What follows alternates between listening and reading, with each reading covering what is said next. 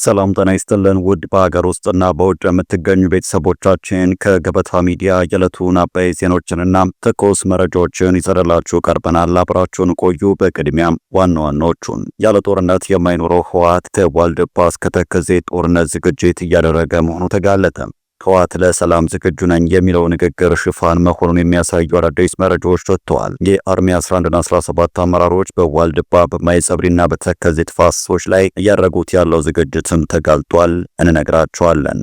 በድንበር አካባቢዎች ብቻ ተወስኖ የነበረው የኤርትራ ገንዘብ ወይም ናቅፋ ዝውውር ወደ ዋና ዋና የትግራይ ከተሞች መስፋፋቱንና ከአደገኛ ኮንትሮባንድ ንግድ ጋር መያያዙን ተከትሎ ኢኮኖሚያዊና ፖለቲካዊ አንድምታው አሳሳቢ መሆኑን ተንታኞች ተናግረዋል። አሁን ላይ የኤርትራ ናቅፋ እንደ አዴግራት፣ አድዋና መቀለ ባሉ ከተሞች በስፋት እየተሰራጨ ይገኛል። የኢትዮጵያ ጠላቶች ምን እየዶለቱ ይሆን? በዝርዝር እንመለከተዋለን። ዘመነ ካሴን መያዝ አልቻልንም ሲሉ ባለስልጣኑ ተናገሩ። የአማራ ክልል ምክትል ርዕሰ መስተዳደር ስለ ፋኖና ድርድር እንዲሁም ስለ ዘመነ ካሴ አስደንጋጭ ሚስጥርን አውጥተዋል። እስከ ዝግጅታችን ፍጻሜ አብራችሁ ስትቆዩ የምታደምጡት ሌላኛው ጉዳያችን ነው።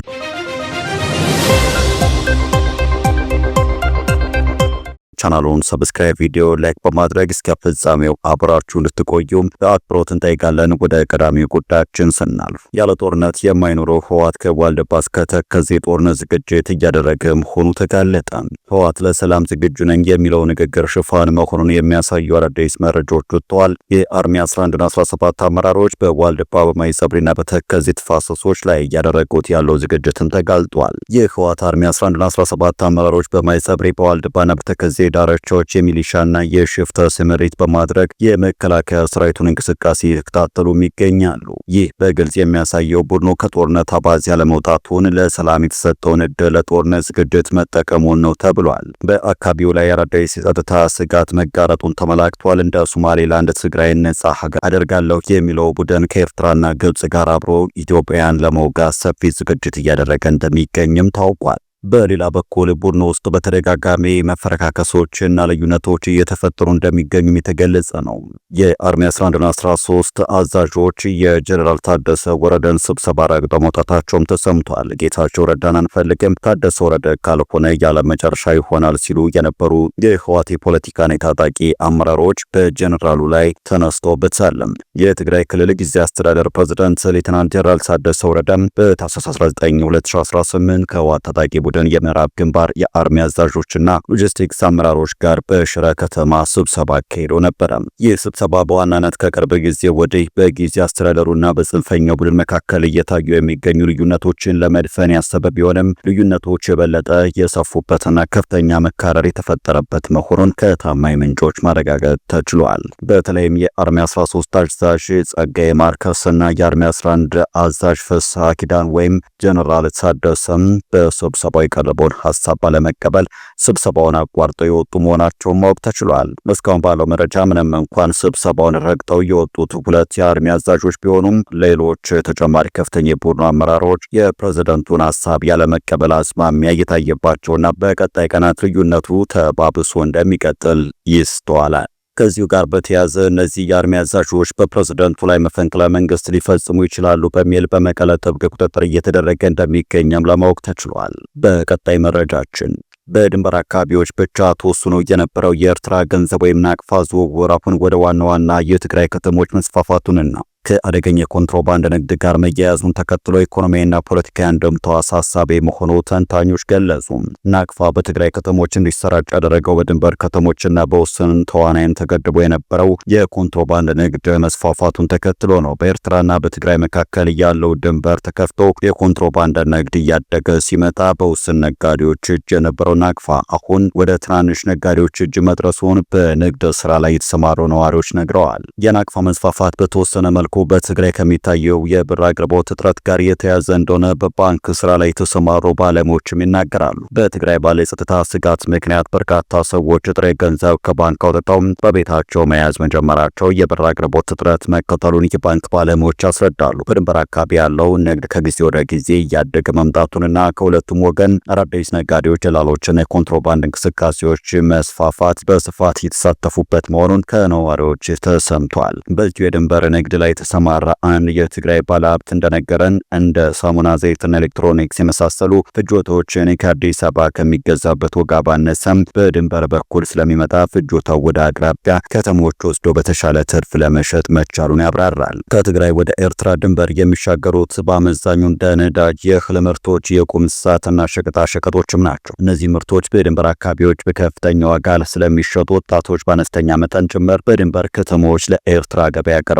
መደበኛ ባይሆንም አነስተኛ መጠን ያለው የወርቅ ምርት ድንበር ላይ ለኤርትራ ነጋዴዎች እንደሚቀርብ ለጉዳዩ ቅርበት ያላቸው ምንጮችም ጠቁመዋል። ኤርትራ ነጋዴዎች ወርቅ ሲቀርብላቸው አልፎ አልፎ ከናቅፋ በተጨማሪ በዶላር ጭምር እንደሚከፍሉም ተገልጿል። መቀለን ጨምሮ በትግራይ ከተሞች ነዳጅ በየመስመሩ መሸጥ የተለመደ መሆኑን ዋዜማ ያነጋገራቸው ምንጮች ተናግረዋል። በየአካባቢው የሚለያይ ቢሆንም በአሁኑ ወቅት የ1 ሊትር ነዳጅ ዋጋ በመቀለ ከተሞች እስከ 220 ብር ድረስ ሲሆን በኤርትራ ድንበር አካባቢዎች ከ300 ብር በላይ መሻገሩንም ተሰምቷል። ከትግራይ ወደ ድንበር የኤርትራ ከተሞች ለጥቃቅን ንግዶች የሚያቀኑ ወጣቶች ለኤርትራ ገበያ የሚያቀርቡትን ምርት የሚሸጡት በናቅፋ ሲሆን ወደ ትግራይ ተመልሰው በጥቁር ገበያ እንደሚመነዝሩ ዋዜማም ተረድታለች። በጥሬ ገንዘብ ላይ በተመሰረተው የድንበር አካባቢ ንግድ ወደ ትግራይ የሚገባው የኤርትራ ናቅፋ በትይዩ ገበያ ወደ ብርም ይቀየራል። የናቅፋና ብር ልውውጡን የሚያሳልጡ ደላሎች እስከ ትግራይ መዲና መቀለ ከተማ ድረስ መኖራቸው ተመላክቷል። እንደ አዲግራት ባሉ የድንበር አካባቢ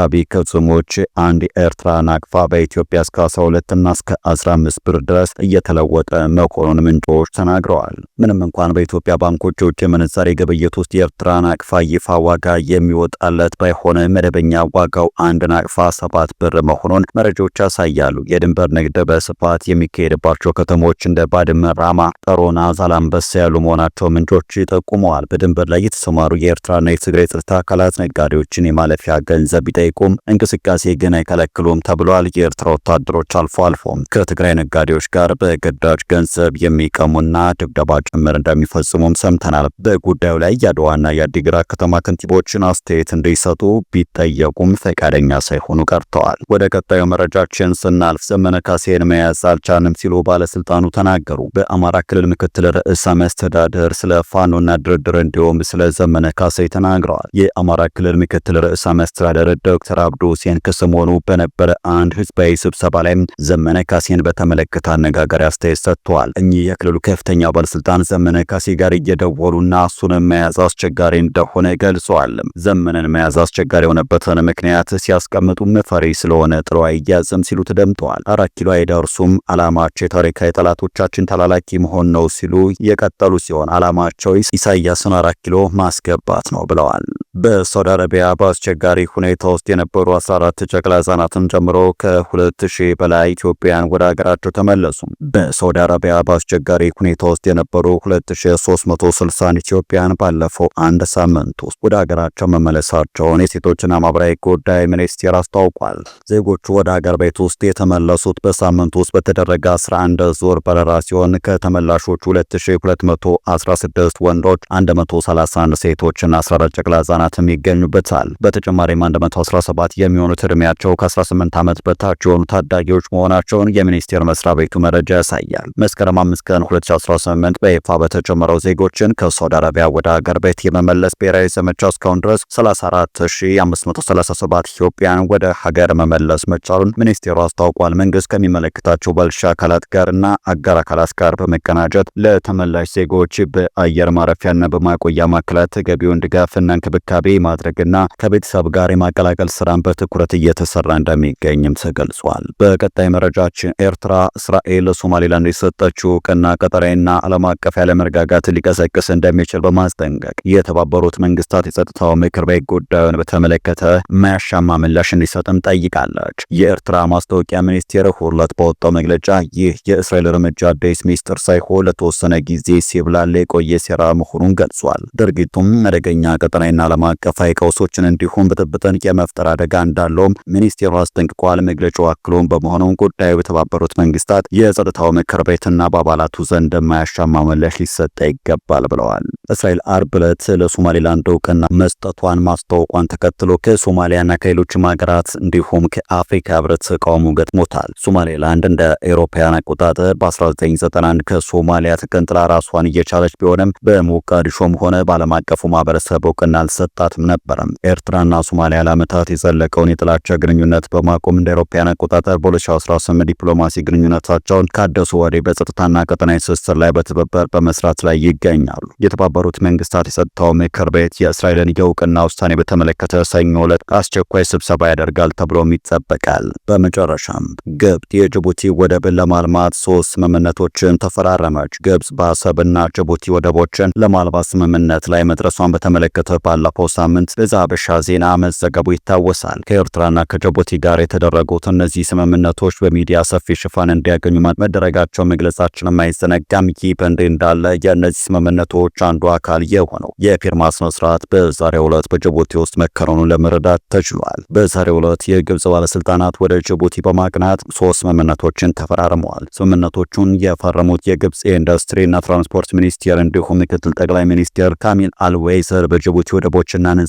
ዞን ባለስልጣን ጉብኝት ባደረጉበትም ወቅት ነው። የመጀመሪያው ስምምነት በጅቡቲ ወደብ ላይ ዘርፈ ብዙ አገልግሎት የሚሰጥ ትልቅ የኮንቴነር ተርሚናል መገንባት የሚል ሲሆን ይህ ተርሚናል አዲስ የሚገነባ ሲሆን በስምምነቱ መሰረት በሽርክና የሚተዳደርም ነው። ሀበሻ እንደደረሰው መረጃ ከሆነ ሽርክናው ደግሞ በግብጽ መንግስት ስር በሚተዳደረው ማሪታይምና ላንድ ትራንስፖርት ኩባንያ እንዲሁም በጅቡቲ መንግስት ባለቤትነት ስር በሆነው ግሬት ሆርን ኢንቨስትመንት አማካኝነት እንደሚሆን የስምምነት ሰነዱ ያመላክታል። ፕሮጀክቱ በሁለቱ ሀገራትና በዓለም አቀፍ ደረጃ ያለውን ንግድ ልውውጥ የማሳደግ ዓላማ እንዳለውም ተነግሮለታል። ሁለተኛው ስምምነት ደግሞ የረጅም ጊዜ መሬት ሊዝ ውል ነው። በዚህ ውል መሰረት ኤልስዌዴ ሎጂስቲክስ በተሰኘ ድርጅት አማካኝነት በጅቡቲ ወደ መጠነ ሰፊ መሬት እንዲከራይ ተደርጓል። በስምምነቱ ላይ የተገለጸው ይህ ውል ያስፈለገው የንግድ ልውውጥን ለማስፋፋትና የግብጽ ኩባንያዎች በቀጠናው ገበያ ውስጥ ተደራሽነት እንዲኖራቸው ለማስቻል የሚልም ነው። ሶስተኛው ስምምነት በጅቡቲ ዶላር የኮንቴነር ተርሚናል 100 ሜጋዋት የሚያመነጭ አረንጓዴያማ የፀሐይ ኃይል መትከል ላይ ያተኩራል። የኃይል ማመንጫውን የግብጽ መንግስታዊ ኩባንያ እንዲሰራው ስምምነት ላይ የተደረሰ ሲሆን ዋነኛ ዓላማው ደግሞ ለወደብ ክሬኖችና ከባድ መሳሪያዎች ዘላቂነት ያለው ታዳሽ ኃይል ማመንጨት የሚል ነው። በሁለቱ ሀገራት መካከል ከቅርብ ወራት ወዲህ እያደገ የመጣውን የንግድ ትብብር መሰረት በማድረግ የጅቡቲ ወደብ ነጻ ቀጠና አስተዳደር ባለስልጣን በአጠቃላይ 150,000 ካሬ ሜትር ቦታ ለግብጽ ኩባንያዎች እንደሚመቻችን ስምምነቱ ያስረዳል።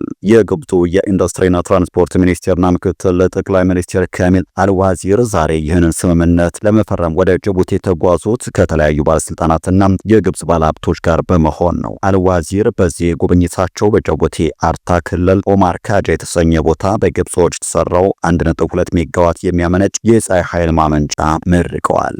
ግብጽ በቀጣይነትን በጅቡቲ ውስጥ የመንገድ ግንባታን ጨምሮ በሌሎችም የወደብ ልማት ስራዎች ላይ የመሰማራት እቅድ እንዳላትም አስታውቀዋል። ይህ በእንዲህ እንዳለ ባለፈው ሳምንት ዘ ናሽናል ጋዜጣ እንደዘገበው ግብጽ የአፍሪካ ቀንድ አካል ከሆኑት ኤርትራና ጅቡቲ ጋር ወደቦችን ለመገንባት ስምምነት ለማድረግ የተወሰነውን በአባይ ወንዝ ጉዳይ በገባችበት ውዝግብ በኢትዮጵያ ላይ ያካሄደች ያለችው ጫና አንዱ አካል በማድረግም ነው። ውድ ተመልካቾቻችን ለዛሬ ያዘጋጀንላችሁ አበይት ዜናዎቻችን እዚህ ነበሩ። ገበታ ሚዲያ ሰብስክራይብ በማድረግ ቤተሰብ ይሁኑ። ጤና ይስጥልን።